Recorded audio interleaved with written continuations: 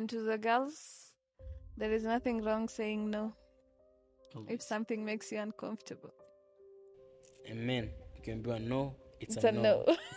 Don't say, no is a no. Yeah. And Sometimes you find, especially ladies, they go outside there to get validation from men. They end up doing shitty things because they haven't received that enough love and everything. But I guess we just need to be there for them. Always. I believe things happen in life. Maybe you end up losing your parents, you end up losing people. Yeah.